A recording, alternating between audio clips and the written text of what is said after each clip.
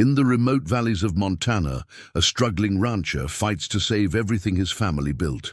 Beau Larkin works 16-hour days on land that's been bleeding money for 3 straight years. The drought killed his cattle. The bank wants his deed. His neighbors sold out to developers months ago. This 4th-generation ranch, once the pride of Copper Ridge, is dying, and everyone knows it. Everyone except Beau, who refuses to quit. He carries the weight of 3 generations on his shoulders. Working fields his grandfather cleared by hand, living in the house his father built board by board. Then one autumn morning, a city woman in expensive shoes steps out of a rental car and changes everything. Sophie Delacroix doesn't know a thing about ranching, but she sees possibilities where Beau sees only problems. What happens when fresh eyes meet stubborn pride? Can love really bloom in barren soil? Before we jump back in, tell us where you're tuning in from. And if this story touches you, make sure you're subscribed, because tomorrow I've saved something extra special for you. The alarm clock's shrill cry cuts through the pre-dawn darkness at 5:30, same as it has every morning for 34 years. Beau Larkin's hand finds the snooze button with practiced precision, but his body is already moving. Muscle memory, overriding the desire to stay buried under worn quilts his grandmother stitched by hand. Outside, October frost paints the Montana landscape in silver, and the Rocky Mountains stand sentinel against a sky just beginning to blush with sunrise. His bare feet hit the cold hardwood floors that creak in all the familiar places. Loose, bored by the bedroom door, soft spot near the window where Danny used to sneak out for midnight adventures. The house holds 42 years of his memories, 3 generations of Larkin voices echoing in these rooms. Some mornings, the silence feels heavier than others. This is one of those mornings. The kitchen welcomes him with the lingering scent of yesterday's coffee and the weight of unpaid bills stacked on the table like autumn leaves. He fills the electric percolator, the same one his mother used until the cancer took her 10 years ago, and sets it to brewing while he pulls on yesterday's jeans and a flannel shirt, soft with age. The ritual matters more than efficiency. Structure keeps a man grounded when everything else feels like it's sliding toward the edge. Through the kitchen window, the barn stands dark against the lightening sky. Empty stalls wait inside, vacant since he sold the last of his cattle to pay the mortgage. 20 head of prime Angus, gone to a rancher 3 counties over who still had grass and hope in equal measure. Beau tells himself it's temporary, that come spring he'll restock if the rains return and the bank shows mercy. But temporary has a way of becoming permanent when you're 42 years old and running out of tomorrows. The coffee finishes percolating with a satisfied gurgle. He pours it into a chipped ceramic mug his brother Danny made in high school pottery class, the glaze uneven and the handle slightly crooked. Danny's been gone 8 years now, killed by an IED outside Kandahar while serving with the National Guard.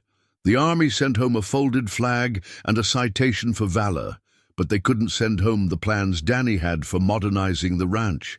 The enthusiasm he brought to every conversation about sustainable grazing and water conservation. Beau wraps his fingers around the mug's warmth and lets the coffee's bitter comfort chase away the morning chill. Outside, Tom Hendrick's pickup truck winds down the gravel road, headlights cutting through the gathering dawn. Tom's place borders the Larkins spread to the east, or did before he sold half his acreage to Henderson Development last spring. Now suburban castles rise where cattle used to graze, their manicured lawns an insult to 3 years of drought. The pickup pulls into the yard, and Tom climbs out with the careful movements of a man whose joints remind him daily that 70 years of ranch work extract their price. His weathered face carries the same exhaustion Beau sees in his own mirror, the look of men who've loved the land long enough to watch it break their hearts. Morning, Beau. Tom's breath forms small clouds in the crisp air as he approaches the porch. Saw your lights on early. Same time every morning. Beau steps outside, coffee warming his hands against the morning chill. You're up early yourself. Tom nods toward the hills where construction crews will soon be stirring. Hard to sleep with all that hammering. Thought I was getting used to it, but he shakes his head, studying boots that have walked this land for decades. Feels wrong, watching houses grow where we used to move cattle. They stand in comfortable silence, two men who've worked this land long enough to speak in shared glances and understood gestures. Tom's boots are newer than Beau's, his truck less dented. The Henderson money bought him breathing room, but it also bought him regret that sits heavy on his shoulders. Bank called again yesterday, Tom says finally. Asked if I thought you might be reconsidering their offer. What did you tell them? Told them to mind their own business. Tom's grin lacks its usual warmth. But they're persistent, I'll give them that. Money talks louder these days than common sense or neighbor loyalty. Money always talked loud. Question is whether you're listening. Tom studies his boots, scuffed leather that's seen honest work, but won't see much more. I listen. To everything these days. Mortgage payments, property taxes, the sound of my joints creaking when I get out of bed. He looks up, eyes serious. I listen to my grandson asking why Grandpa doesn't have any cows anymore. The words hang between them like morning mist, full of things better left unsaid. Tom's decision makes sense, made sense for a dozen ranchers in the valley who've sold to developers over the past 5 years. But sense and satisfaction aren't the same thing, and every man who's taken Henderson's money carries the weight of that truth. Coffee's hot if you want some, Beau offers. Appreciate it, but Martha's got breakfast waiting. Tom starts toward his truck, then pauses. You know, Beau, there's no shame in knowing when to quit. Sometimes the smartest thing a man can do is know when he's beat. My grandfather never taught me how to quit. Your grandfather never faced a 3-year drought with cattle prices in the basement and property taxes through the roof. Tom's voice carries the patience of long friendship. Different times call for different choices. Beau watches his neighbor drive away, dust plume trailing behind the pickup like a question mark against the morning sky. Different choices. The phrase echoes in his mind as he drains his coffee and prepares to face another day of impossible mathematics and stubborn hope. After Tom's truck disappears behind the morning dust, Beau returns to the kitchen table where reality waits in neat, unforgiving stacks. Bank statements, overdue notices, tax bills, all arranged with the careful precision of a man who's learned that ignoring problems doesn't make them disappear. The numbers tell the same story they've been telling for 3 years. The Larkin ranch is dying a slow, mathematical death. He pulls the latest foreclosure notice from the pile, envelope still crisp despite being opened and refolded a dozen times. $78,000. That's what stands between staying and going, between keeping his promise to 3 generations of Larkin men and watching strangers carve up the land his grandfather cleared with nothing but determination and a borrowed mule. The notice bears the official seal of First National Bank of Copper Ridge, signed by Harold Wessling, a man who's known Beau since childhood. Harold played high school football with Danny, dated Beau's cousin Sarah for 2 summers. Now he's the assistant manager who gets to deliver foreclosure papers to families he grew up alongside. The personal nature of small-town business doesn't make the numbers any less final. Beau unfolds his father's reading glasses, wire-rimmed and slightly bent from years of careful use, and studies the payment schedule one more time. The numbers dance behind tired eyes, adding up to the same impossible sum. 78,000 would disappear into corporate pockets like water into sand, leaving behind subdivisions with names like Rocky Mountain Estates and Prairie Wind Village. Suburban fantasies built on the bones of working ranches. His grandfather's voice echoes from 40 years past. Land ain't just dirt and grass, boy. It's a promise. Promise to the generations that came before. Promise to the ones coming after. You hold that promise sacred, you hear? What generations coming after? Beau's 42, never married, no children to carry forward the family name or the family burden. His cousins moved to Seattle and Denver years ago, chasing careers that don't require getting up before dawn or praying for rain. The Larkin line stops with him, and maybe that's for the best. Maybe some promises are too heavy for one man to keep. He sets down the glasses and walks to the kitchen window, studying the land that's been his whole world since birth. 320 acres of rolling pasture and hay fields, bounded by mountains that have watched over this valley since before human dreams divided it into property lines. His great-grandfather homesteaded here in 1892, proved up the claim by building the original cabin and breaking 40 acres of virgin prairie with a walking plow. Each generation had added something. His grandfather expanded the grazing range and built the big barn. His father installed the first irrigation system and improved the hayfields. Beau's contribution has been more modest. A few equipment upgrades, some fence improvements, and 3 years of fighting to keep it all from slipping away. Not exactly the legacy he'd planned to leave. The barn holds memories worth more than money, but less than debt payments. His grandfather teaching him to milk cows in the pre-dawn darkness, patient hands guiding small fingers until the rhythm became natural. His father showing him how to read the weather, to smell rain in the wind hours, before the first clouds appeared. Danny planning improvements they'd never have the chance to implement.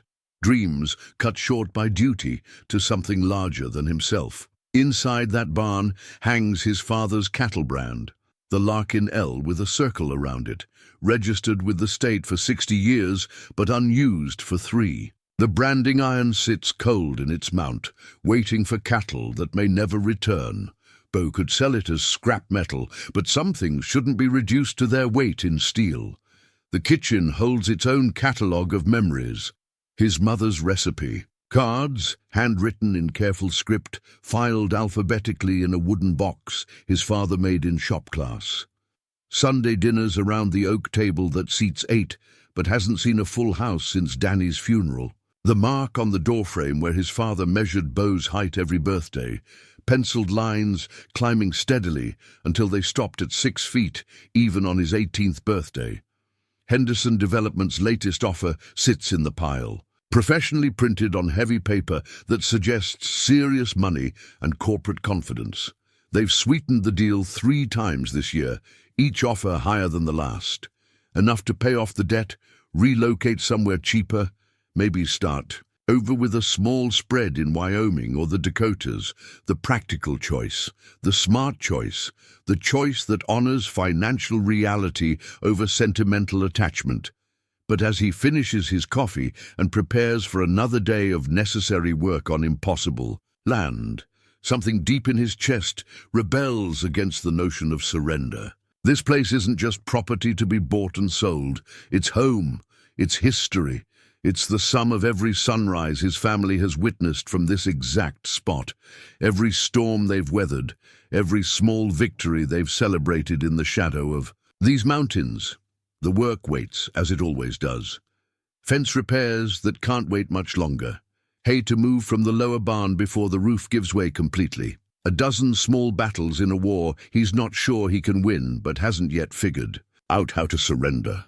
Beau pulls on his father's work gloves, leather worn smooth by decades of honest work, and heads outside to meet another day of stubborn hope against impossible odds. The sun climbs higher, burning off the morning frost and revealing another day of choices that shouldn't have to be made on land, that should never have to be sold. The black sedan appears in Beau's driveway like a mirage, its polished surface reflecting the afternoon sun with urban arrogance.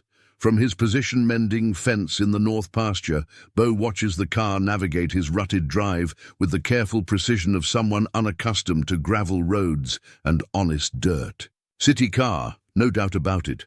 Probably another Henderson Development scout coming to sweeten their latest offer with corporate smiles and carefully calculated charm. He sets down his wire cutters and walks toward the house, boots finding familiar. Hollows in the path his father wore smooth over decades of daily rounds. The sedan parks near the front porch, engine ticking as it cools. Through the windshield, he makes out the silhouette of a woman checking her reflection in the rear-view mirror, smoothing hair that probably cost more to style than he spends on groceries in a month. The door opens, and out steps someone who clearly doesn't belong in his world. She's younger than he expected, maybe 35, with dark hair pulled back in a way that suggests both practicality and expense. Her clothes speak of city confidence: tailored jacket, crisp white blouse, pants that have never known honest work. But it's the shoes that really tell the story, designer heels that click against the gravel like a foreign language. Mr. Larkin, her voice carries East Coast education and professional polish. I'm Sophie Delacroix. I was hoping we could talk. Beau stops 20 feet from the porch, close enough to be polite, far enough to maintain his own ground. He removes his hat, a gesture of respect his grandfather taught him, but his posture remains wary. If you're with Henderson Development, I'm not. She pulls a manila folder from a leather briefcase that probably costs more than his monthly grocery budget. The briefcase is immaculate, expensive, everything about it screaming corporate success and urban sophistication. I inherited property from my grandmother, Margaret Connolly, the old Connolly place, about 2 miles east of here. The name hits him like a fist to the chest. Maggie Connolly, who died last winter at 91, stubborn and proud to the end. Her little farm had been abandoned for years before that, the house slowly collapsing under the weight of time and neglect. He'd driven past it countless times, watching weeds reclaim what had once been tidy gardens, watching the barn slowly lean toward inevitable surrender. Maggie was your grandmother? Apparently so. Sophie's professional smile falters slightly, revealing something more vulnerable underneath. I never really knew her. Family politics, you understand, but according to the lawyers, she left me 40 acres and whatever's left of the buildings.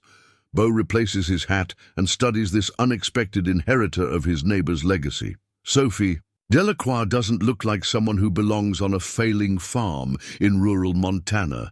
Everything about her suggests boardrooms and business lunches, not barnyards and broken water pumps. I'm sorry for your loss. Maggie was good people, tough as winter and twice as stubborn, but good people. Thank you. Sophie's professional demeanor softens genuinely. I was hoping you might be able to tell me more about the property. I drove out there this morning and, well, it's not exactly what I expected. That draws a bark of laughter from Beau. City expectations don't translate well to country reality. What were you hoping to find? Sophie shifts her weight, heels seeking stable purchase on the uneven ground. Honestly, I'm not sure. I work in marketing in Chicago. When the lawyers called, I thought maybe it was a sign. Time for a change, you know? I've been burning out. On the corporate grind, pulling 60-hour weeks for clients who don't appreciate good work. She glances around, taking in the worn buildings and empty pastures with eyes that see problems where he sees possibilities. I thought maybe I could fix up the farm, turn it into a retreat center or bed and breakfast, something peaceful. The innocence in her voice would be charming if it weren't so dangerous. Beau's seen enough city folk fall in love with the romantic idea of rural life, only to flee when reality sets in. They come with dreams of morning sunrises and evening serenades, but they never stay for the first winter storm or the third broken water pump or the reality of neighbors 20 miles away. You know anything about farming? No, but I'm a quick learner. Her chin lifts with determination that reminds him painfully of his grandfather's stubbornness. I've been researching online. There are grants available for sustainable agriculture, programs to help beginning farmers who know which end of a cow to milk. The words come out harsher than intended, but Beau doesn't soften them. Better she understand. And then learn the hard way. This isn't some weekend hobby you can pick up from YouTube videos. This is hard work that breaks your back and your heart with equal enthusiasm. Color rises in Sophie's cheeks and her grip tightens on the expensive briefcase. I didn't come here for a lecture on my limitations. I came here for information about my property and maybe some neighborly advice. If you're too busy feeling superior to help, I can figure it out myself. There's steel under that city polish, Beau realizes. Not just professional confidence, but something deeper. The kind of determination that keeps people moving forward when common sense says quit.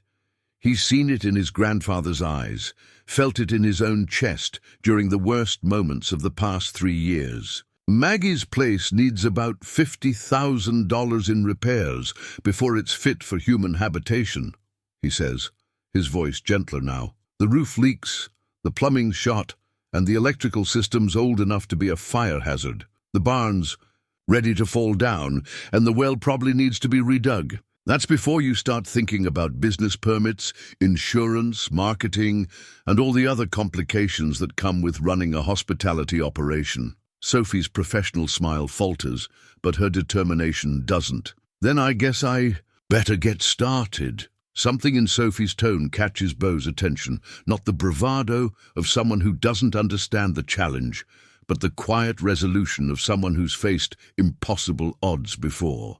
It's a tone he recognizes because he's heard it in his own voice during the long nights when the numbers don't add up and the future looks dark. You got experience with construction? I managed office renovations in Chicago.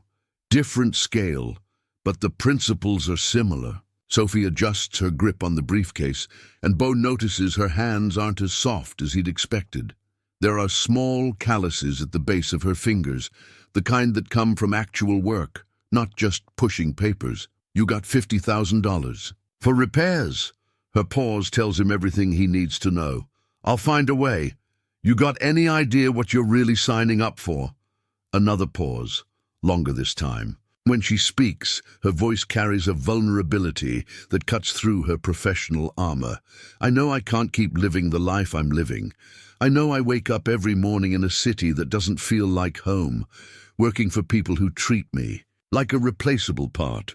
I know I drive to work through traffic that makes me want to scream, sit in meetings that accomplish nothing, then come home to an empty apartment and wonder what I'm doing with my life. She looks out across his empty pastures, and for a moment the city facade completely drops away. I know that when I stood in my grandmother's kitchen this morning, with the sunlight coming through windows, she probably looked through for 70 years. I felt something I haven't felt in a long time.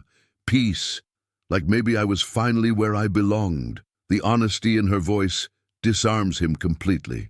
He spent 3 years carrying the weight of this place alone, convinced that no one else could understand the pull of land that demands everything and gives back heartbreak. But there's something in Sophie Delacroix's eyes, a hunger for belonging, that mirrors his own desperate need to stay rooted. Tell me about Maggie, Sophie says suddenly. The lawyers gave me the basics, but they didn't know her. What was she like? Beau leans against his truck, surprised by the request. Most city inheritors want to know about property values and development potential, not family history. Maggie was complicated. Came here as a war bride in 1947, married. Billy Connolly after he got back from the Pacific. Billy was my grandfather's best friend, so our families were close. He pauses, remembering the tough old woman who'd outlived her husband by 30 years. She was stubborn as a Montana winter and twice as unforgiving when crossed. But she had a mind like a steel trap and a heart bigger than she let most people see. After Billy died, she kept that place running by herself for 20 years before age finally slowed her down. What happened to the farm? Why did she let it go? Maggie never let anything go by choice. Beau's voice carries the weight of watching a neighbor's dreams slowly collapse. But farming's a young person's game, and she was past 80, no children to help, no family close enough to care. The last few years, she was basically maintaining the house and letting the rest go wild. Sophie reaches into her briefcase and pulls out a bundle of letters tied with a faded ribbon. Margaret Connolly's handwritten correspondence, decades of careful script on cream-colored stationery. I found these in the house. Letters between her and someone named Edmund. They talk about crops, weather, shared equipment. Edmund was my father. Beau takes the letters with reverence, recognizing his father's careful handwriting on the envelopes. He and Maggie were neighbors for 40 years. She'd borrow our hay baler. He'd help her with cattle when Billy was sick. That's how neighbors worked back then. You helped because you might need help yourself someday. There are business letters too, Discussions about market prices, cooperative buying, even some correspondence with the Agricultural Extension Office. Sophie's enthusiasm grows as she speaks. It's like a complete record of small-scale farming in this valley. Beau flips through the correspondence, seeing his family's history reflected through his neighbor's careful documentation. Here was his father's handwriting discussing drought strategies during the dry spell of '88. Here was Maggie's response, outlining water conservation techniques she'd learned from her father-in-law, who'd farmed through the Dust Bowl. Your grandmother was always talking about writing a history of the valley, he says, studying a letter from 1995 about cooperative marketing efforts. Looks like she was collecting material for decades. There's more. Sophie pulls out a thick folder marked with Maggie's precise handwriting, sustainable practices, future plans. She had detailed notes about organic farming methods, croppy, rotation schedules, even sketches for direct-to-consumer marketing setups. Beau examines the folder's contents with growing amazement. Maggie's notes reveal a mind decades ahead of its time, documenting experiments with companion planting, natural pest control, and water conservation that modern sustainable agriculture is just rediscovering.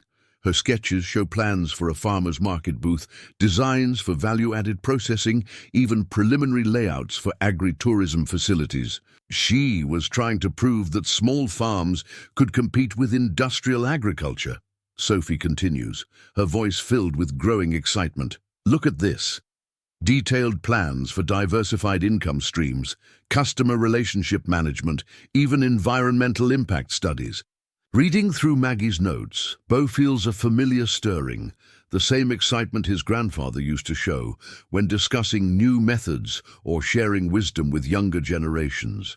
Here was a woman who understood that farming isn't just about working the land, but learning from it, adapting to its rhythms, finding ways to thrive within natural cycles rather than fighting against them. Why didn't she implement any of this? Sophie's expression grows thoughtful as she studies a detailed business plan dated 10 years earlier. From what I can tell, she started planning this about 10 years ago, but she was already in her 80s.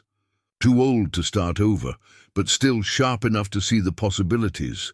She looks around the dusty barnyard with new eyes. Maybe that's why she left it to me. Maybe she hoped someone younger might finish what she started.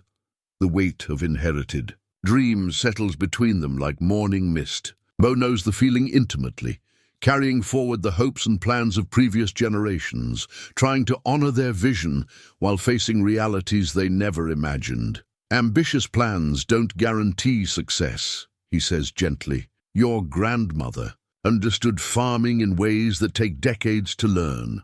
Book knowledge only gets you so far, so then I'll need a good teacher. Sophie meets his eyes directly. Someone who understands both the old ways and the new challenges. 3 days later, Beau hears the hammering start at sunrise. From his kitchen window, he can see smoke rising from Maggie Connolly's old chimney, the first time in 5 years. By the time he finishes his morning coffee, curiosity gets the better of him. He drives the 2 miles to the Connolly place, telling himself it's just neighborly concern. The scene that greets him defies every expectation. Sophie Delacroix stands on a ladder propped against the sagging front porch, hammer in hand. Hair pulled back under a blue Cubs baseball cap that's clearly seen better days. She's traded her designer clothes for work jeans and a flannel shirt that hangs loose on her city-soft frame. The sleeves rolled up to reveal arms already showing the first signs of honest labor. The Cubs cap sits like a declaration of intent. On her head, faded, comfortable, speaking of weekend games and neighborhood loyalty rather than corporate image management. It transforms her completely from the polished professional who stepped out of the black sedan just days ago. "Morning!" Beau calls from his truck window. Sophie turns, hammer still raised, and her face lights up with a smile that transforms her. Completely. Gone is the polished professional from 3 days ago, replaced by someone flushed with exertion and purpose, someone who looks like she belongs on a ladder with a hammer in her hand. Perfect timing. She climbs down the ladder with movements that suggest unfamiliarity with manual labor, but determination to learn. "I was hoping you might stop by. I need to ask you about something I found in the barn." Beau parks and follows her across the yard, noting the changes already taking place. Someone, Sophie presumably, has cleared the weeds from around the house foundation and started stacking usable lumber separated from the rotted pieces. A pile of trash grows near the road, ready for pickup. Small improvements, but they suggest serious intent rather than weekend whim. The barn door hangs askew on rusted hinges, and Sophie approaches it with the caution of someone who's already learned to respect old buildings. Inside, filtered sunlight reveals the skeleton of what was once a respectable outbuilding. Hay still fills the loft, though mice have claimed most of it. Farm implements rust quietly in the shadows, a harrow, an old plough, tools that speak of decades when this place actually produced something. "I found these in the back corner," Sophie says, leading him toward a tarp-covered pile in the barn's depths. She pulls back the canvas to reveal wooden crates stamped with dates from the 1940s, their contents carefully preserved against time and weather. They're full of letters, photographs, farm records, like a family archive. Beau kneels beside the grates, recognizing his own grandfather's handwriting on some of the correspondence, letters between neighbors, records of cattle sales, photographs from community events when Copper Ridge Valley still had a community worth documenting. The past, laid out in careful chronology, preserved by a woman who understood the value of memory. "This is incredible," he murmurs, lifting a photograph of a barn raising from 1952. His grandfather's there, young and strong, working alongside neighbors who are all gone now.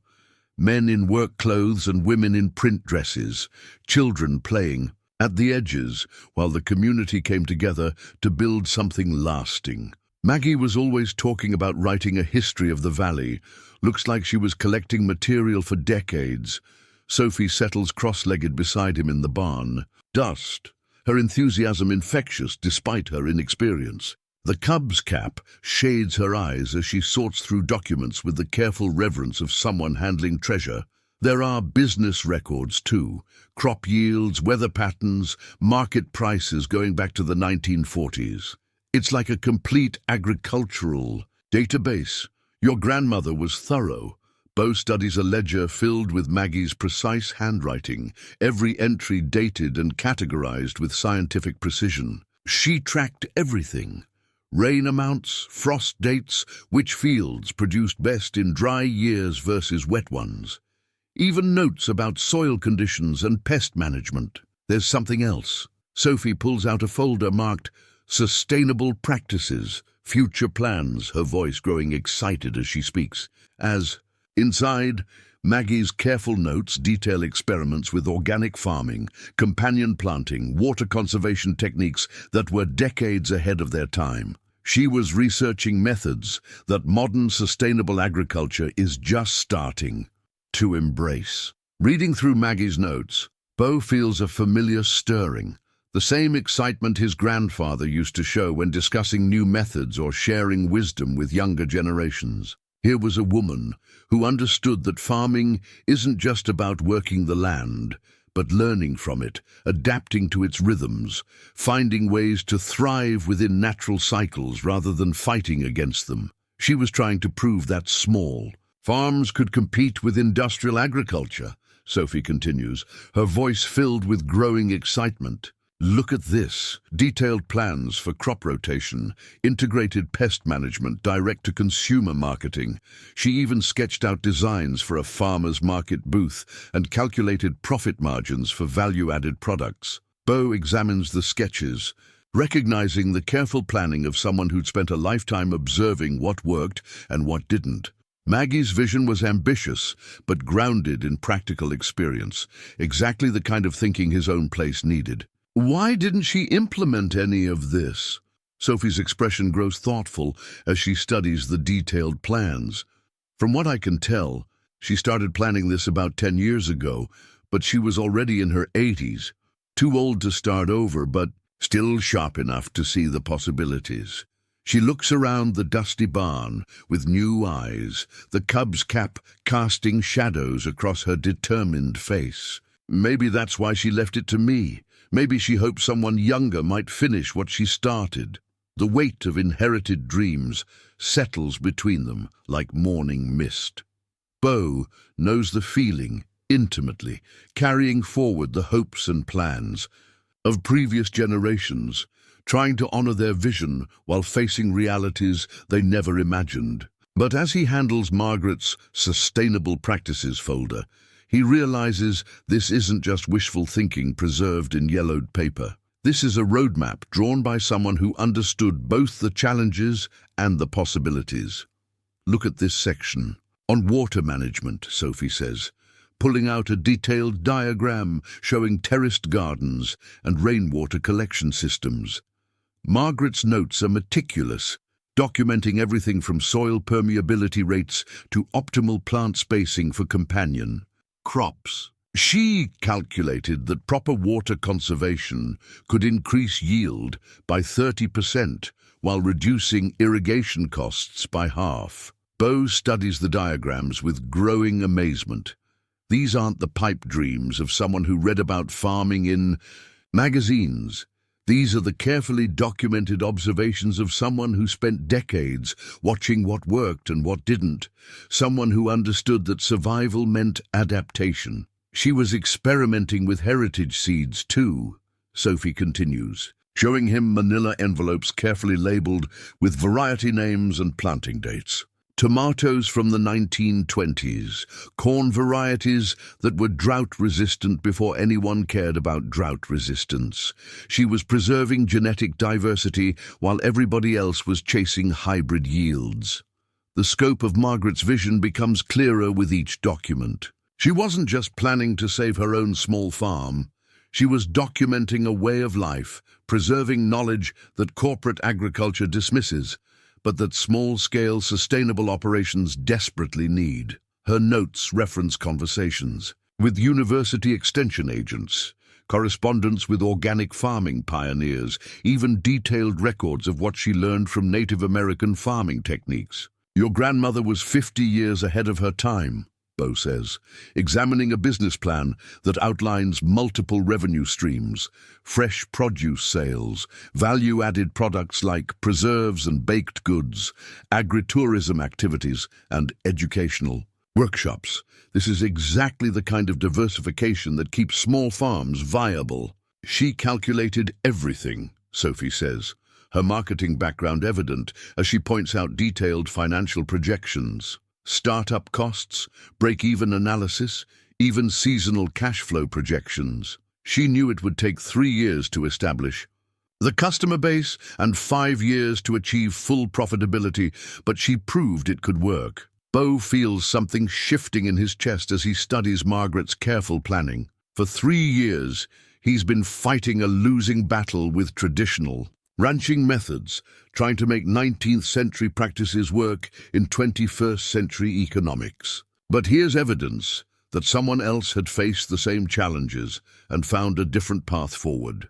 Ambitious plans don't guarantee success, he says carefully, testing his own resistance to hope. Your grandmother understood farming in ways that take decades to learn. Book knowledge only gets you so far. Then I'll need a good teacher. Sophie meets his eyes directly, and he sees something there that reminds him painfully of his grandfather's determination. Someone who understands both the old ways and the new challenges. The implication hangs in the air like morning mist. Beau feels the dangerous pull of possibility, the seductive whisper that maybe, just maybe, 2 struggling operations might succeed where one alone would fail. But he's learned to be cautious with hope, to test it against the harsh mathematics of debt and drought and diminishing returns. Teaching takes time I don't have much of. What if we helped each other? Sophie's words come faster now, as if she's afraid he'll shut down the conversation before she can make her case. You know the land, the climate, the practical side of farming. I know marketing, business development, how to navigate bureaucracy and access grants. Maybe together we could make something work that neither of us could manage alone. It's a seductive proposition, and Beau finds himself leaning toward it, despite every instinct screaming caution. 3 years of solitary struggle have worn down. His resistance to hope made him hungry for partnership in ways he hasn't allowed himself to acknowledge. Partnership's a big word, he says carefully. Lots of ways it can go wrong. Lots of ways it can go right too. Sophie stands, brushing barn dust from her jeans with hands that are already showing signs of calluses. Look, I know I'm the outsider here. I know I don't understand what I'm getting into. But I also know I can't keep living the life I was living. And you can't keep fighting alone against economics that were stacked against small farms long before the drought hit. She's right, and they both know it. The numbers don't lie. Individual operations throughout the valley have been failing one by one, sold off to developers or absorbed by larger corporate farms. Only collaboration offers any real hope of survival. What exactly are you proposing? Sophie pulls out a notebook, city habit, he assumes, writing everything down. But as she flips through pages of careful observations and detailed questions, he realizes this isn't corporate note-taking.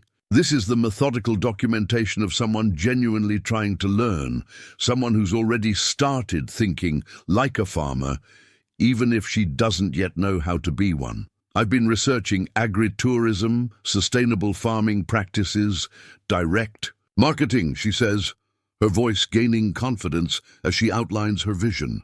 There's a growing market for authentic experiences. People want to connect with where their food comes from, understand agricultural traditions, learn practical skills. Her eyes light up as she speaks, the cub's cap shadowing a face bright with possibility. What if we combined your working ranch with my grandmother's place? Use your land for actual farming, my place for hospitality and education. Offer farm stays, workshops, maybe even wedding venues in the restored barn. The scope of her thinking impresses him, despite his reservations. She's not just planning to restore one failing property. She's envisioning a completely different, economic model, one that treats the land as more than just a commodity to be maximized for short-term profit. Tourism's seasonal work, Beau points out, though his tone lacks the dismissive edge it carried 3 days ago. Farming's year-round, so we diversify. Sophie flips to another page in her notebook, revealing sketches and calculations that show she's been thinking about this seriously. Seasonal tourists, but also CSA subscriptions, farmers market sales, maybe value-added products like preserved foods or craft items, multiple revenue streams instead of depending entirely on cattle prices and rain. It's exactly the kind of creative thinking the valley needs, exactly the innovation his grandfather would have appreciated. But innovation requires capital, and capital is what both their operations lack. Beau examines a photograph from Margaret's archive, a community barn raising from 1954, neighbors working together to build something lasting. The black and white image shows his own grandfather as a young man, hammer in hand, working alongside Billy Connolly and a dozen other valley families. Their faces shine with sweat and satisfaction, children playing at the edges while women prepare a feast for the workers. This was a time when neighbors helped neighbors survive, when cooperation wasn't just idealistic, it was practical. You got money for all this development, he asks, though he's already guessing the answer from her earlier hesitation. Sophie's enthusiasm dims slightly, but her determination doesn't waver. I'm working on that. There are grants available for beginning farmers, especially women and sustainable agriculture projects. I'm also researching microloans, crowdfunding, maybe even finding investor partners who believe in the vision. Beau recognizes the optimism of someone who hasn't yet learned how slowly bureaucracy moves or how many qualified applicants compete for limited funding. But he also hears something else in her voice, the same stubborn determination that's kept him working this land despite every logical reason to quit. They spend the next 2 hours going through Margaret's archives, piecing together a picture of the valley's agricultural history, and the grandmother Sophie never really knew. With each document, each photograph, each carefully recorded observation, the scope of Margaret's vision becomes clearer. She wasn't just planning to save her own small farm, she was documenting a way of life, preserving knowledge that could help others navigate the same challenges. "Look at this," Sophie says, pulling out a folder marked Valley Cooperative 1962. Inside are meeting minutes, financial records, and correspondence about a farmers' cooperative that operated for nearly 2 decades. 23 families, pooling resources for equipment purchases, shared marketing, even bulk buying of supplies. Beau studies the documents with growing recognition. He remembers his father mentioning the cooperative, though it had dissolved before Beau was old enough to understand its importance. What happened to it? According to these records, it worked well until the members started retiring or selling out. By 1981, there weren't enough participants to make it viable. Sophie's finger traces down a list of member families, most names now attached to subdivisions rather than working farms. But for 20 years it allowed small operations to compete with larger ones by sharing costs and resources. The parallels to their current situation aren't lost on either of them. Individual farms struggling in isolation while developers circle like vultures, waiting for financial exhaustion to force another sale. But the archive suggests a different possibility, that cooperation could provide the economic leverage that individual operations lack. "My grandfather always said farming was a community enterprise," Beau muses, examining photographs of shared harvests and group equipment purchases. One family might own the combine, another the hay baler, third the cattle chutes. Everybody contributed what they could. Everybody benefited from what others provided. That's exactly what Margaret was documenting, Sophie says, her excitement building again. Not just the practical arrangements, but the social structures that made them work. Trust, reciprocity, shared investment in everyone's success. Beau finds himself caught between hope and skepticism, drawn to Sophie's enthusiasm, but anchored by years of hard experience. Partnership means sharing not just dreams, but also risks, not just successes, but also failures. It means trusting someone else with decisions that could determine whether the land his grandfather loved survives or gets carved up for suburban development.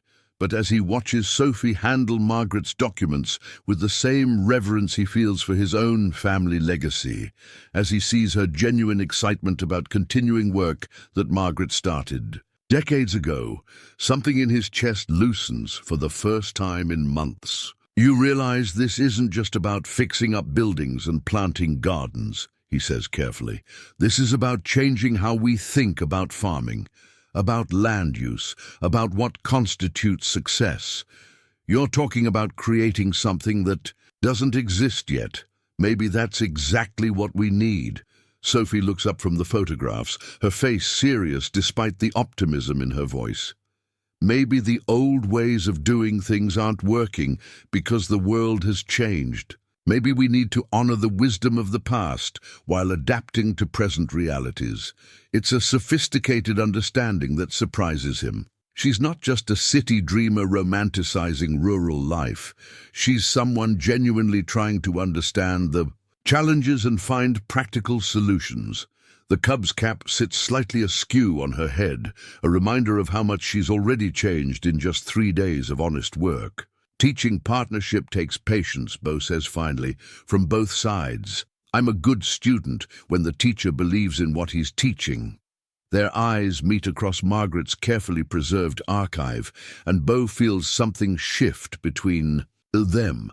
Not just the possibility of business partnership, but the recognition of shared values, shared determination, shared willingness to fight for something worth preserving. Maybe Tom Hendricks was right about different times requiring different choices. Maybe the choice isn't between holding on alone and surrendering completely.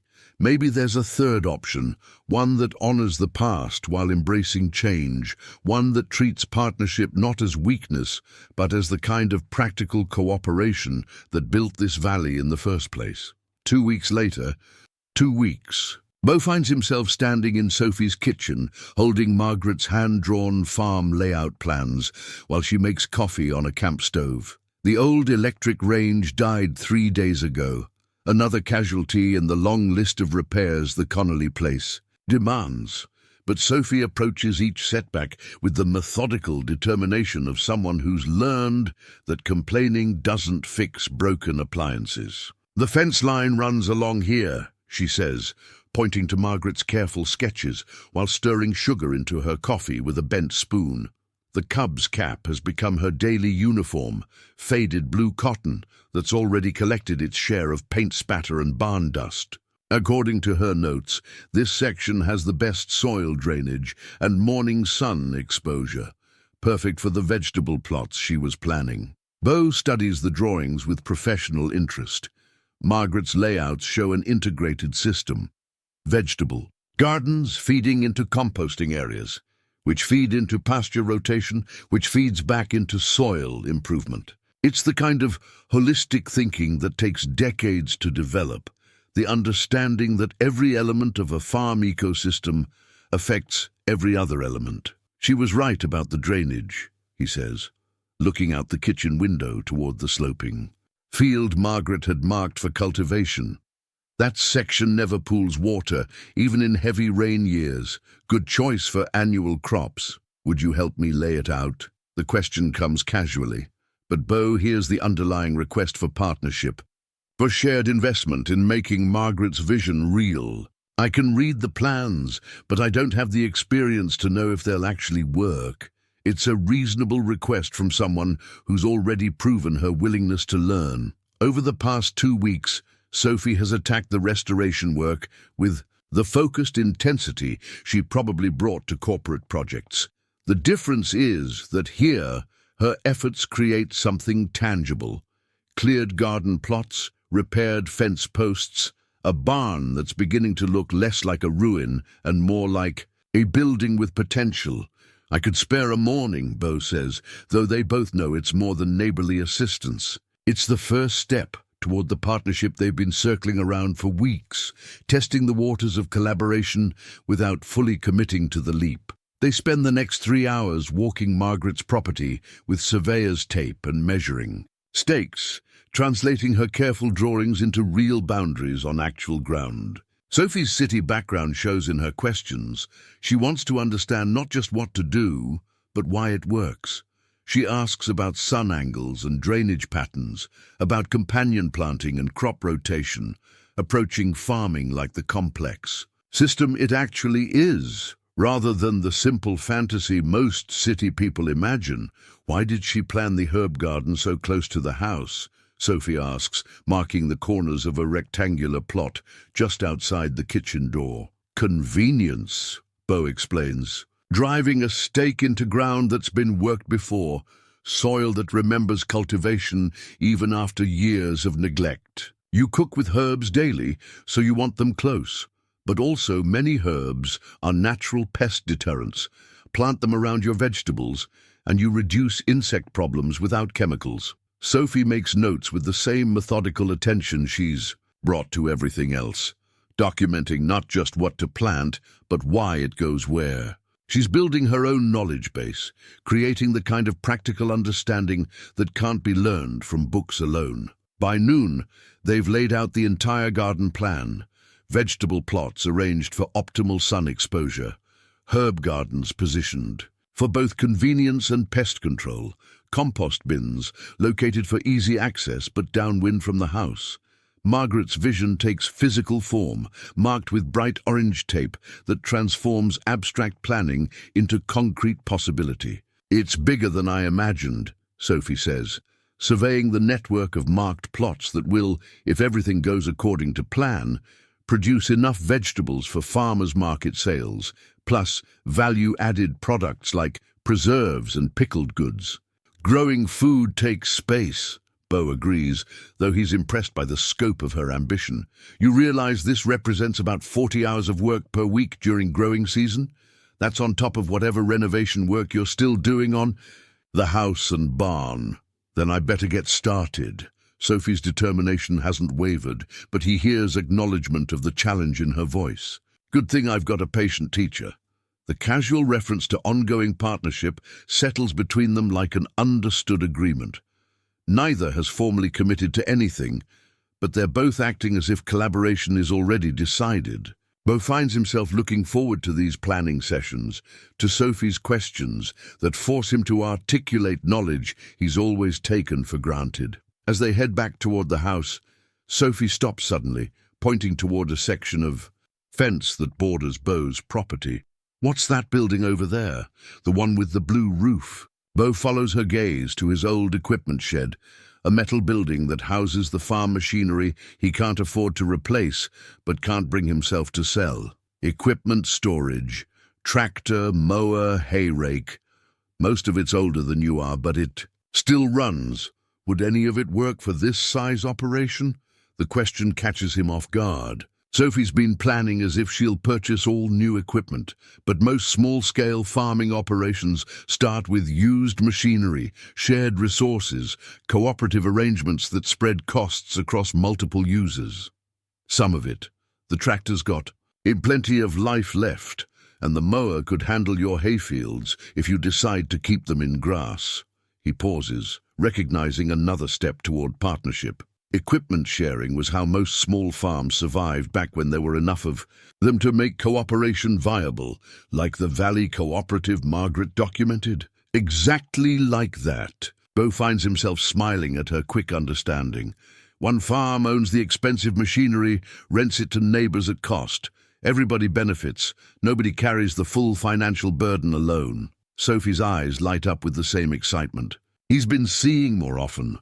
The look of someone who's found a puzzle piece that makes the whole picture clearer.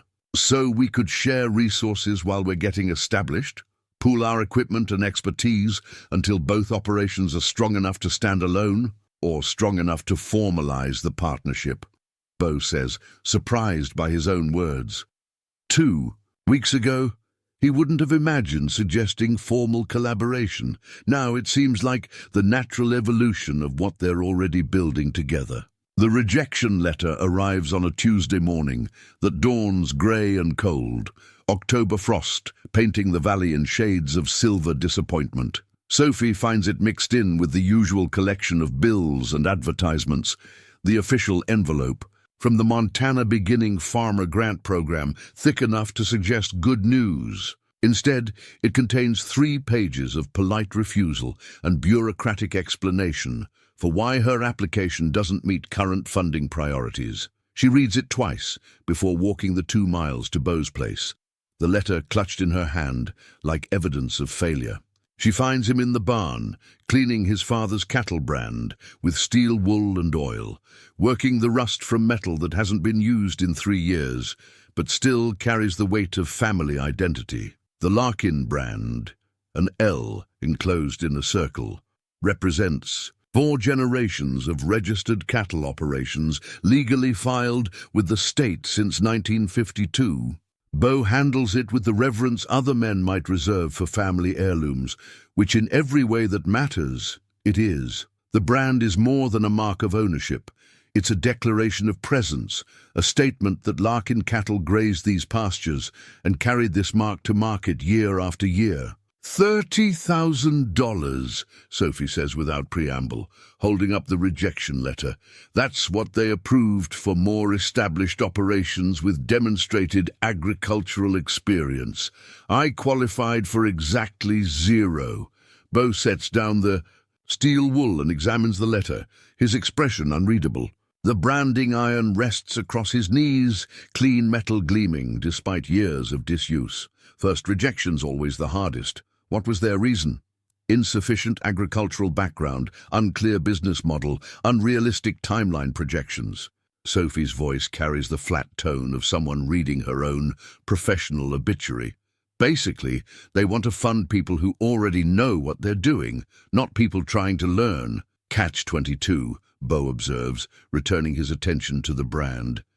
Can't get experience without funding. Can't get funding without experience.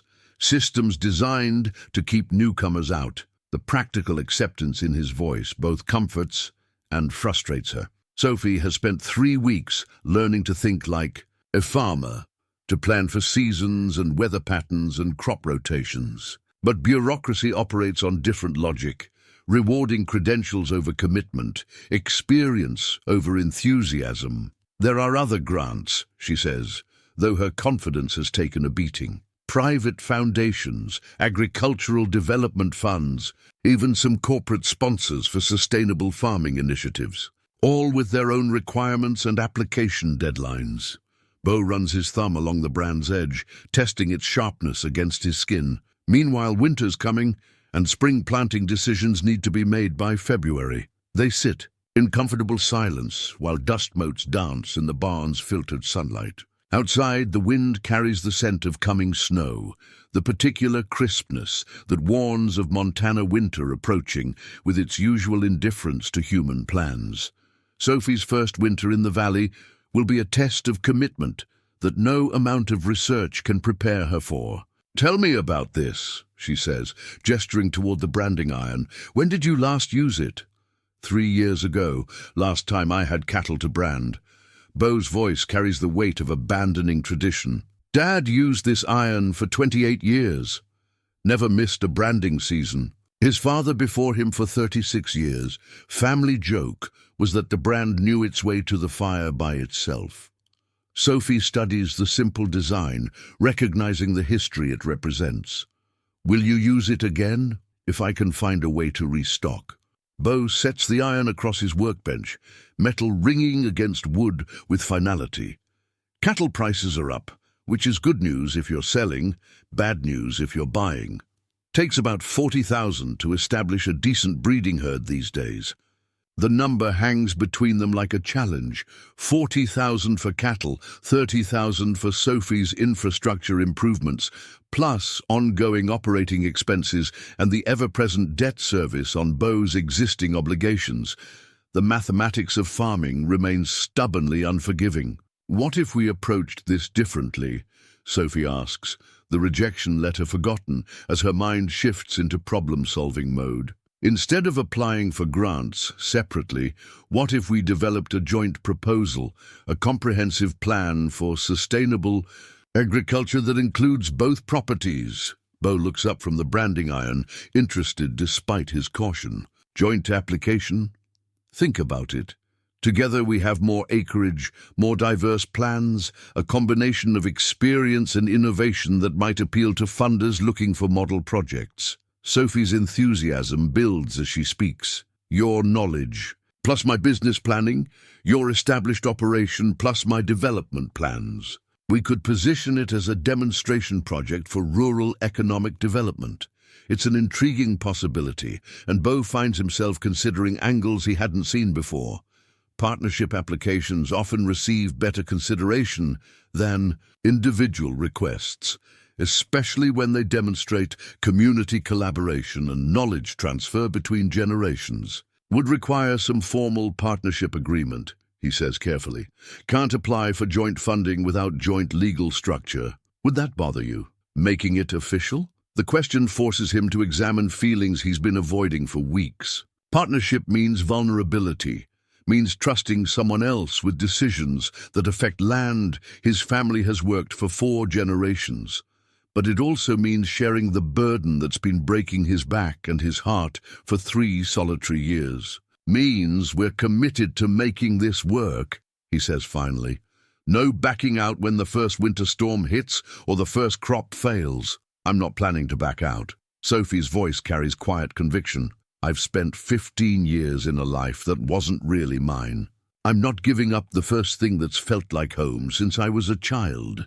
The honesty in her words settles something in Beau's chest, some fear he's been carrying about city people who treat rural life like a romantic adventure. Sophie hasn't shown any signs of romance about the work, just steady determination to learn and adapt and build something lasting. "Partnership's a big step," he says, testing the weight of commitment. "So is everything else we're planning." Sophie gestures toward the garden plots they've laid out, the restoration work already underway, the future they've been building one conversation at a time. "Question is whether we're stronger together than apart." The branding iron rests between them, waiting for cattle that may or may not return, for decisions that may or may not prove wise, for partnerships that may or may not survive the tests ahead. But for the first time in months, the weight of uncertainty feels shared rather than solitary. The Copper Ridge Farmers Market operates every Saturday morning in the empty lot behind Morrison's Hardware, a modest affair that serves 3 small towns and the scattered ranch families who still work the valley. Sophie studies the farmers market application in her hands. 2 pages of straightforward questions about products, insurance, and booth fees, while Beau loads the last crates of late-season vegetables into his pickup truck. Their first market day arrives crisp and clear, October sunshine painting the mountains in shades of gold and amber.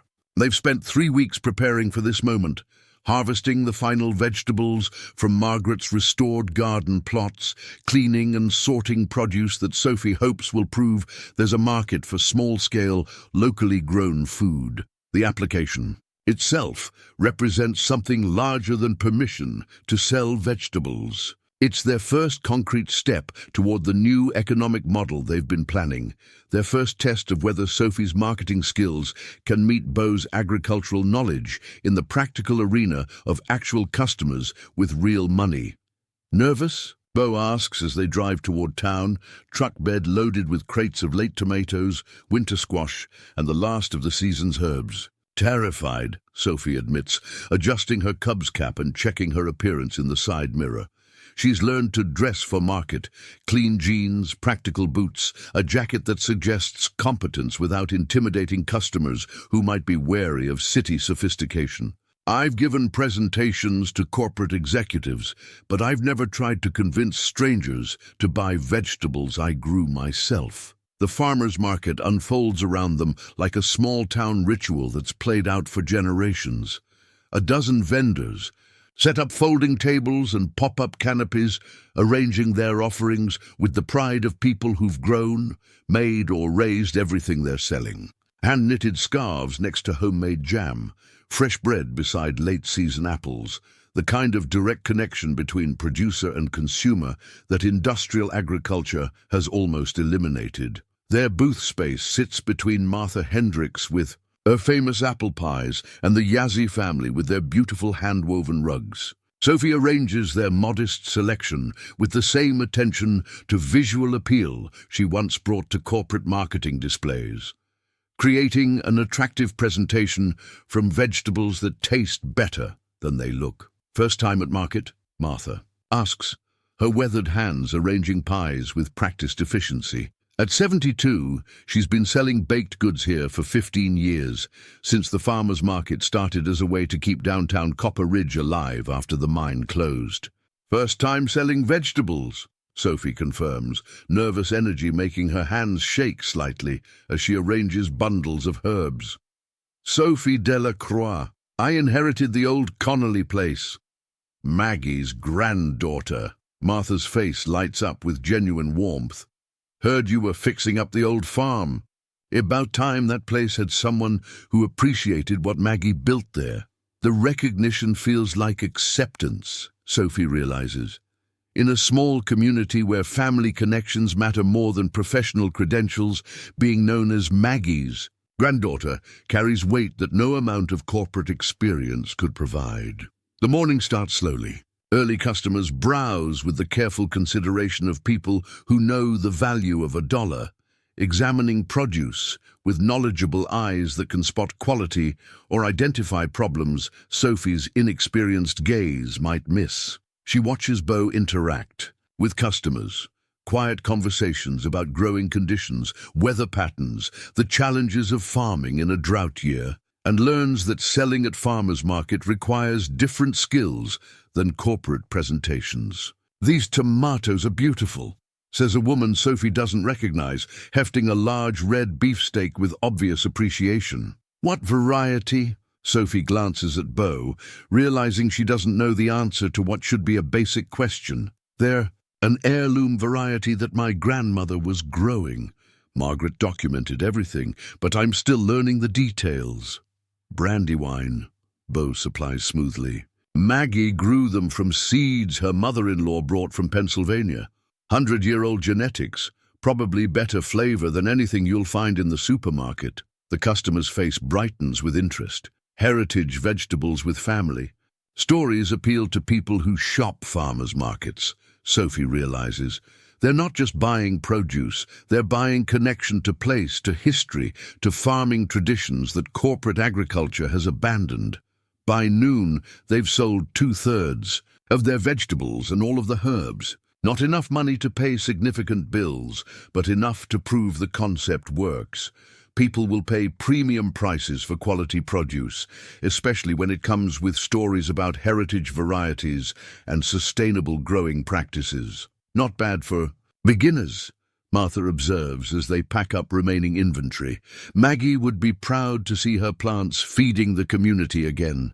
Driving home with empty crates and a modest profit, Sophie feels something shift in her understanding of what they're building. The farmers' market isn't just about generating revenue, it's about rebuilding connections between rural producers and local consumers, creating the kind of community relationships that support small-scale agriculture. We'll need more variety next season, she says, already planning improvements. Lettuce, carrots, maybe some of those specialty herbs restaurants are looking for. And we should consider value-added products. Margaret's notes mention preserves and pickled vegetables. Getting ambitious, Beau observes, but his tone carries approval rather than caution. The morning's success has energized them both, provided tangible proof that their partnership can create something valuable. Getting realistic, Sophie corrects. We proved people will buy what we're growing. Now we need to grow more of what people want to buy. The farmers' market application sits between them on the truck seat, stamped and approved, representing their first official step toward the economic model they've been planning. Small victory, but victories count when you're building something from nothing, when you're trying to prove that traditional wisdom and innovative thinking can create sustainable success. As they drive through the valley toward home, Sophie notices details she's learned to see over the past months: soil conditions, water availability, the way afternoon light falls across potential growing areas. She's thinking like a farmer now, planning for seasons she hasn't yet experienced, calculating possibilities she's only beginning to understand. Next week we should bring samples, she says, already strategizing. Let people taste the difference heritage varieties make. Word of mouth is everything in a community this size. Now you're thinking like a marketer who understands farming, Beau agrees. Dangerous combination. The Chicago job offer arrives on a Wednesday morning in late November, delivered by FedEx to ensure Sophie receives it before the deadline. The envelope bears the logo of Hartwell & Associates, the marketing firm where she worked for 8 years before burning out and fleeing to Montana.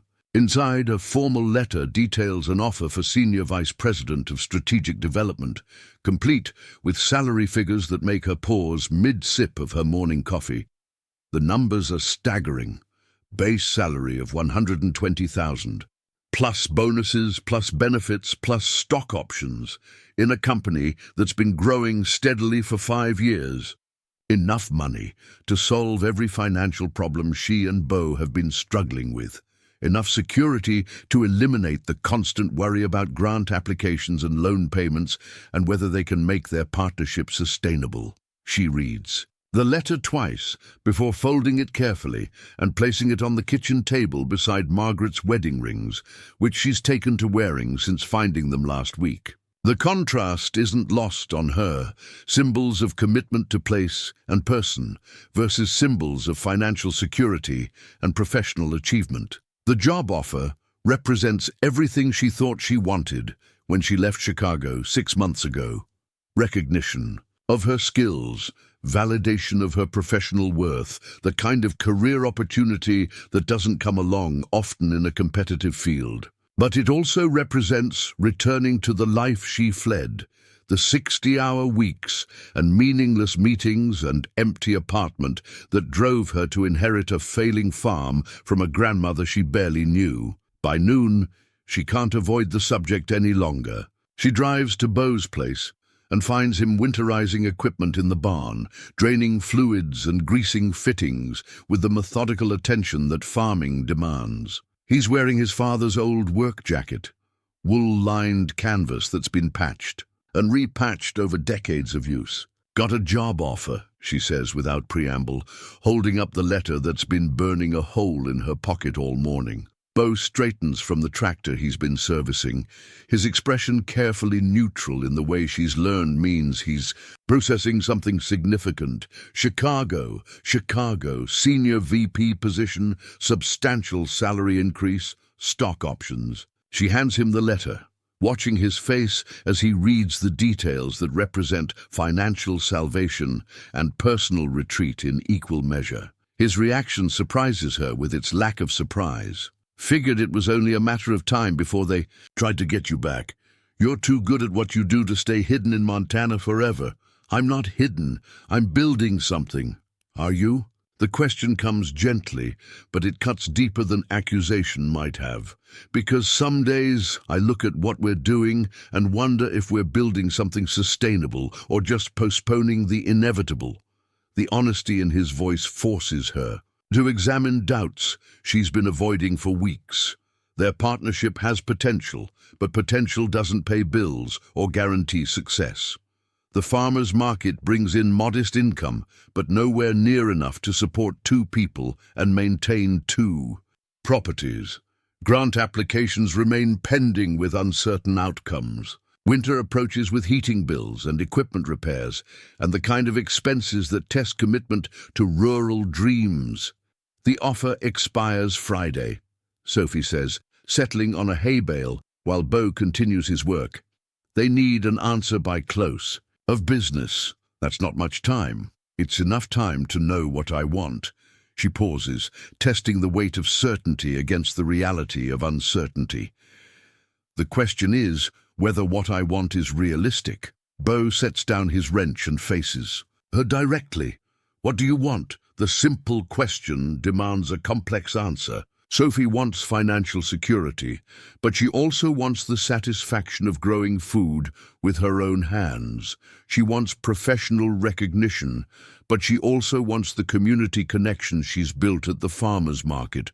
She wants the safety of a predictable salary, but she also wants the risk and reward of building something new with someone she's come to love. "I want this to work," she says finally. "I want us to work, but I also want to be practical about our chances." "Practical," says take the job. Beau's voice carries no resentment, just the clear-eyed assessment of someone who spent 3 years fighting losing battles against mathematics. 120,000 would solve both our problems, leave you with enough to invest in. This place is a weekend project or vacation home. I didn't come here for a vacation home. I came here because the life I was living wasn't really living. And Chicago's still Chicago, still traffic and meetings and corporate politics, still everything that made you want to leave in the first place. They sit in silence while late afternoon light filters through the barn's dusty windows. Outside, November wind carries the promise of winter, the particular cold that warns of months when survival depends on preparation and partnership, and the kind of stubborn determination that keeps people working when easier options exist. "If I stay, I need to know you're committed to making this work," Sophie says. "Not just willing to try, but committed to fighting for it when fighting gets hard. If you go, I'll probably end up selling to Henderson Development by spring." Beau's admission carries the weight of final choices. Can't keep this up alone much longer. The letter rests between them like a test of everything they've built together. Trust, partnership, love, the fragile hope that 2 people with different backgrounds can create something neither could achieve alone. Sophie feels the weight of choosing not just her own future, but the future of the land Margaret preserved. The dreams Beau has carried, the possibility of proving that small-scale agriculture can thrive in an economy designed to eliminate it. "I need to think about this," she says, though part of her already knows the answer. "Don't think too long," Beau replies, returning to his work with movements that suggest acceptance of whatever she decides. Some opportunities don't wait for perfect timing. As Sophie drives home through the gathering dusk, the job offer her pocket feels like both salvation and temptation, the kind of choice that reveals what you value most when everything else falls away. Sophie spends Thursday morning in Margaret's barn, staring up at the massive, hand-hewn beam that spans the building's width like the backbone of some ancient creature. The beam is original construction from the 1890s, cut from a tree that probably grew for centuries before Billy Connolly's father shaped it with hand tools and muscle power. Now it supports the entire structure, bearing weight that would crush lesser timber.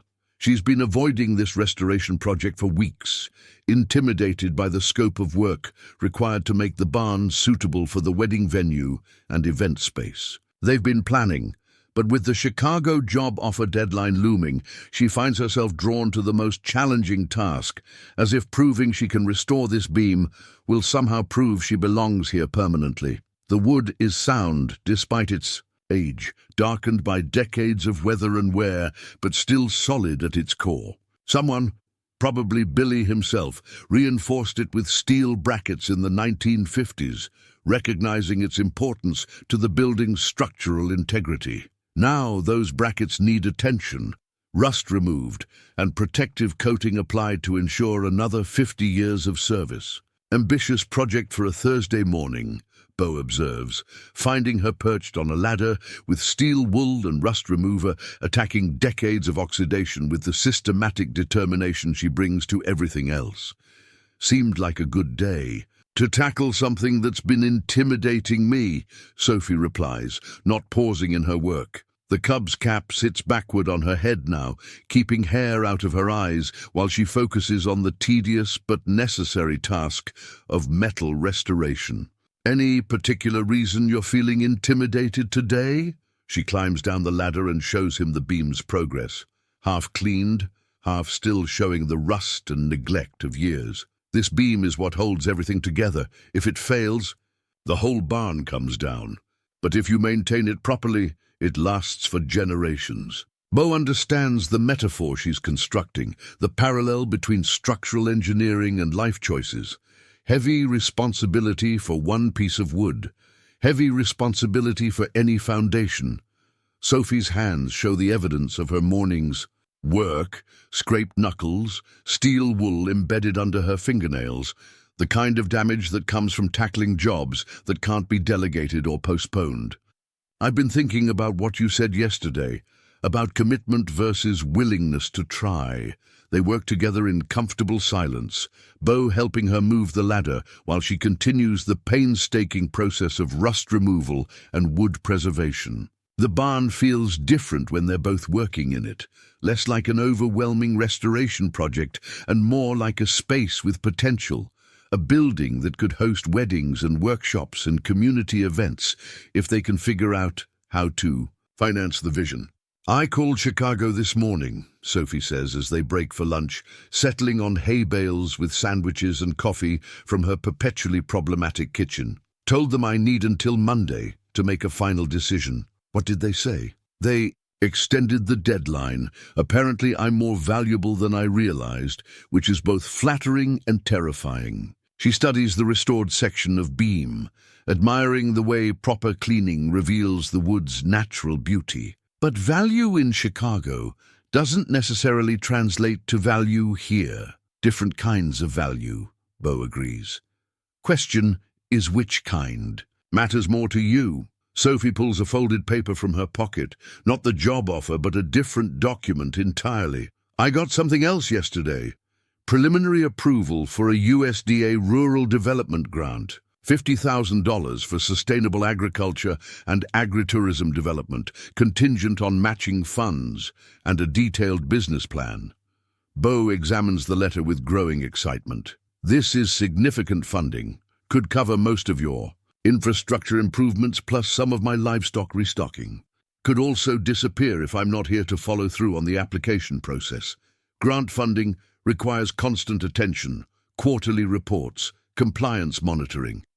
Not something you can manage from Chicago, even with the best intentions. The Practical implications settle between them like a test of priorities. The grant represents exactly the kind of opportunity they've been hoping for, but it requires the kind of sustained local presence that accepting the Chicago job would make impossible. There's something else, Sophie continues, her voice carrying a different kind of excitement. I contacted 3 other small farms in the valley, the ones that are still operating but struggling with marketing and distribution. They're interested in creating a cooperative arrangement, shared booth space at farmers' markets, joint purchasing of supplies, maybe even shared agritourism programming. Like Maggie's old Valley Cooperative? Exactly like that, but updated. For current conditions, instead of just equipment sharing, we'd be sharing marketing, customer relationships, even some processing facilities. Sophie's enthusiasm builds as she describes the possibilities. 5 small farms working together could compete with larger operations, especially if we focus on quality and local connection rather than volume. The scope of her vision impresses him, but it also emphasizes how much their success depends on her staying to implement and manage these complex partnerships. Leadership requires presence, and presence requires choosing this place over other opportunities. As afternoon light slants through the barn's windows, illuminating dust motes and possibilities in equal measure, Sophie returns to work on the beam with renewed energy.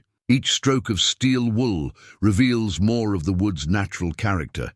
Each hour of patient labor brings the barn closer to its potential as community gathering space. This beam has been holding up this barn for over a century, she says, running, her hand along the clean section with obvious satisfaction. It's seen droughts and floods, boom times and depression, families coming and going, but it endures because someone cares enough to maintain it. Beau watches her work with growing recognition of what she's really saying. Some foundations are worth the investment required to preserve them. Some partnerships justify the risk of choosing the uncertain over the secure.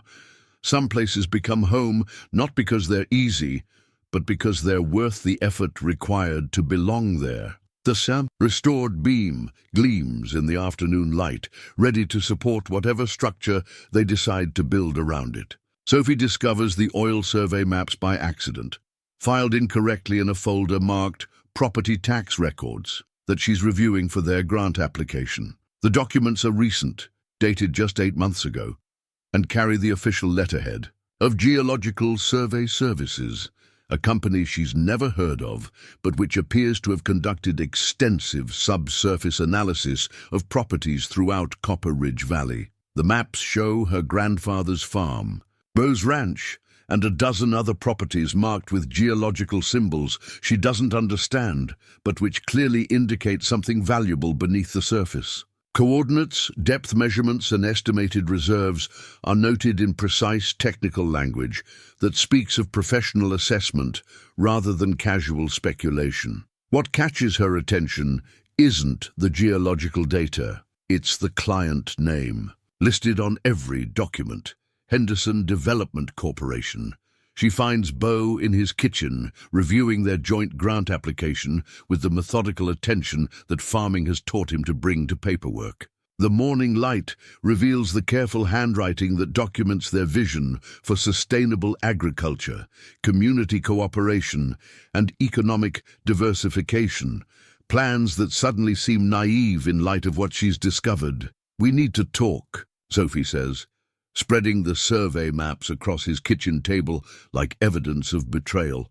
Look what I found in Margaret's property records. Beau examines the documents with growing comprehension, his expression shifting from confusion to understanding to something approaching anger. The maps reveal the scope of Henderson Development's interest in the valley, not just surface land for suburban development, but subsurface mineral rights that could be worth millions. Oil, he says quietly, tracing the survey lines that crisscross both their properties. They've been conducting geological surveys while making offers for agricultural land. According to these reports, your property sits on top of a significant shale formation, the kind that's been making landowners rich in North Dakota and Texas. Sophie's voice carries the outrage of someone who's discovered they've been lied to for months. They weren't trying to buy ranch land for development. They were trying to buy mineral rights for extraction. The implications transform everything. They thought they understood about Henderson Development's persistence, the repeated offers, the patient approach through intermediaries like Tom Hendricks, the willingness to pay above market prices for seemingly marginal agricultural land. All of it makes sense when viewed through the lens of mineral extraction rather than suburban development. Tom, Beau says, the name carrying the weight of betrayal. His neighbor, his father's friend, the man who'd been counseling him to accept Henderson's offers while claiming concern for Beau's financial welfare. He had to know.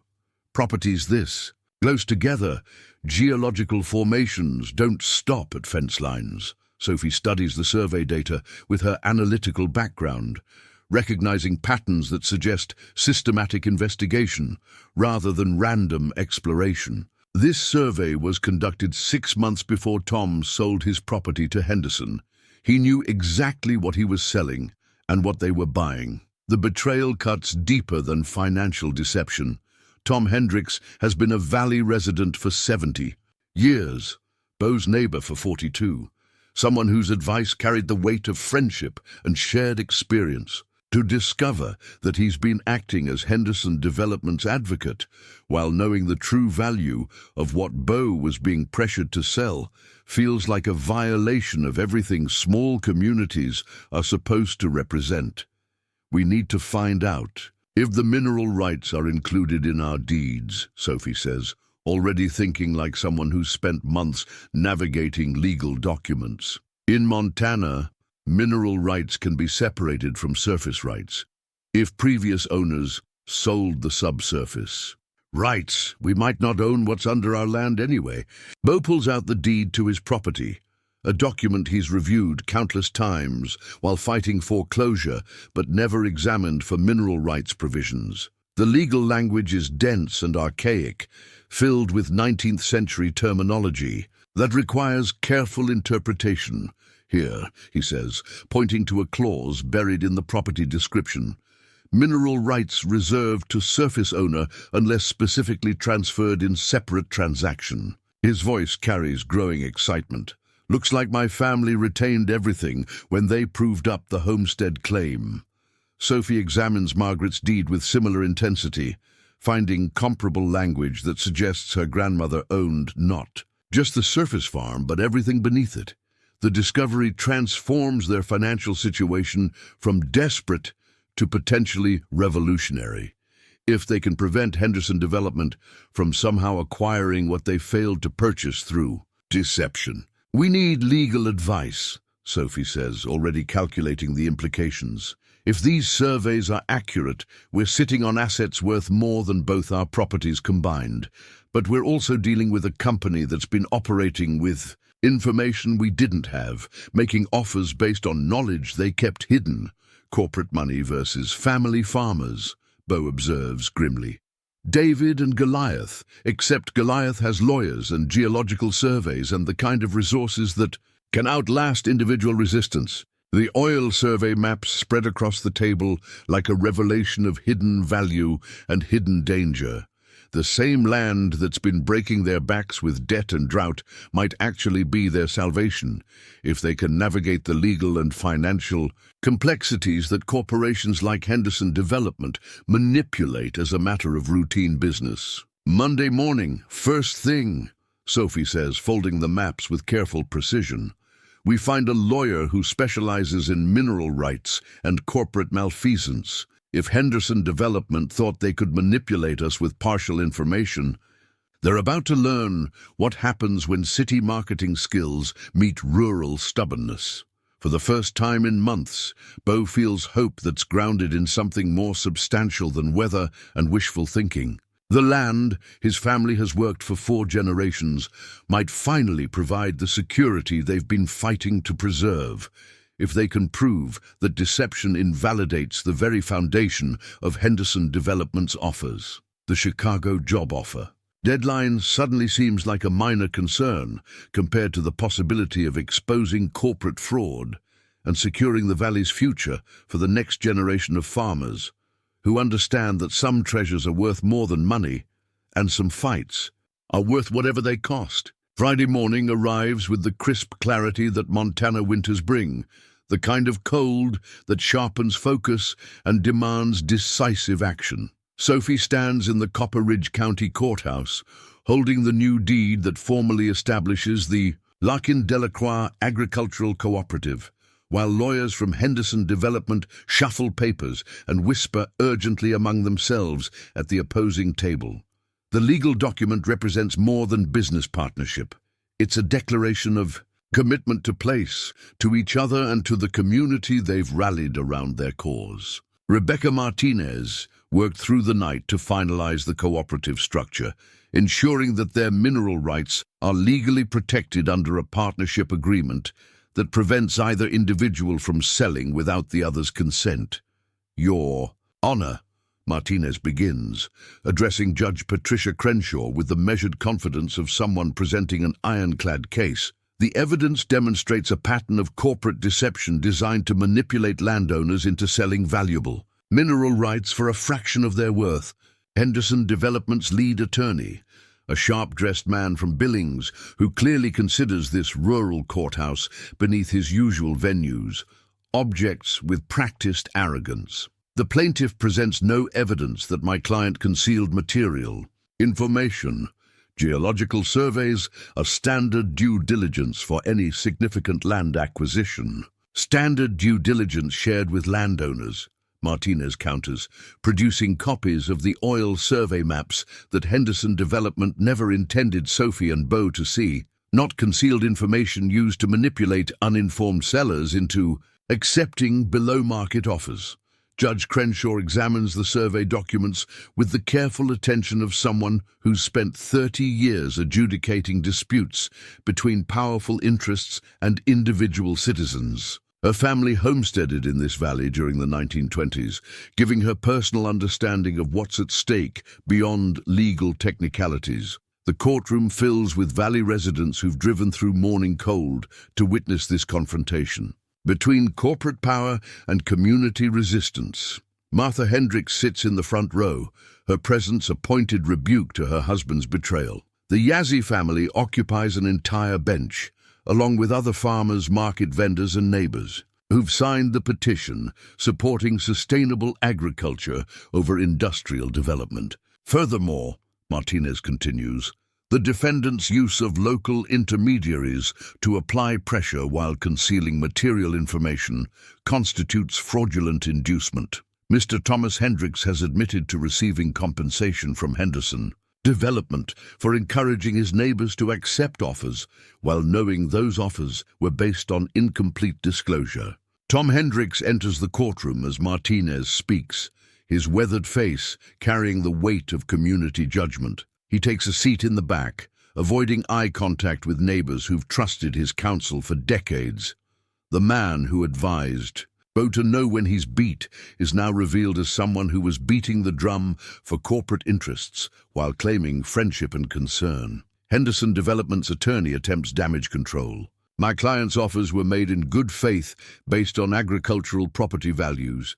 Any mineral exploration was conducted as standard environmental assessment, not concealment of value. Standard environmental assessment conducted 8 months before making any offers. Martinez's voice carries the edge of someone exposing obvious lies. Assessment that revealed significant oil reserves which your client never disclosed to property owners. Sophie watches the legal proceedings with the satisfaction of someone who's learned to fight with weapons she never knew she possessed. 6 months ago, she was a burned-out marketing executive with no knowledge of farming, mineral rights, or community organizing. Now she's part of a partnership that successfully challenged corporate deception and rallied community resistance. Judge Crenshaw calls for recess, allowing both sides to review evidence and prepare final arguments. During the break, Sophie and Beau step outside into winter sunshine that reveals the valley in all its stark beauty. Mountains snow-covered and magnificent, pastures dormant but promising spring renewal, the kind of landscape that justifies fighting for regardless of what lies beneath the surface. Nervous? Beau asks, his breath forming clouds in the cold air. Excited, Sophie replies, surprising herself with the honesty. 6 months ago, I thought success meant climbing corporate ladders and accumulating salary increases. Now it means exposing fraud and protecting communities. Tom Hendricks approaches them hesitantly, hat in hand, expression carrying 40 years of neighborhood history complicated by recent betrayal. Beau, I need to say something. Say it in court, Beau responds without warmth, under oath where it might actually mean something. Henderson Development offered me a finder's fee for every property I helped them acquire. $50,000. For your place, $25,000 for each of the smaller operations. Tom's voice carries genuine regret, but regret doesn't undo months of manipulation. I told myself I was helping neighbors avoid foreclosure, but the truth is, I was helping myself to money I didn't earn.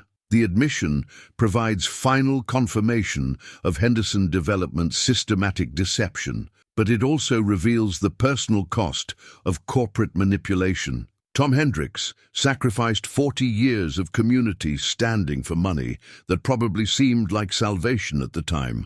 When court reconvenes, Judge Crenshaw delivers her ruling with the authority of someone who understands that legal decisions shape communities for generations. The evidence clearly demonstrates that Henderson Development Corporation conducted extensive geological surveys while making property offers without disclosing material information about mineral value. This court finds their actions constitute fraudulent inducement and orders immediate cessation of all acquisition efforts, pending full disclosure and restitution discussions. The courtroom erupts in applause from Valley residents who've watched their community fight back against corporate power and win. Sophie feels Beau's hand find hers, their fingers intertwining like everything else they've built together. Partnerships strengthened by shared struggle, love deepened by common purpose, hope grounded in the kind of victory that proves ordinary. People can defeat extraordinary odds when they work together.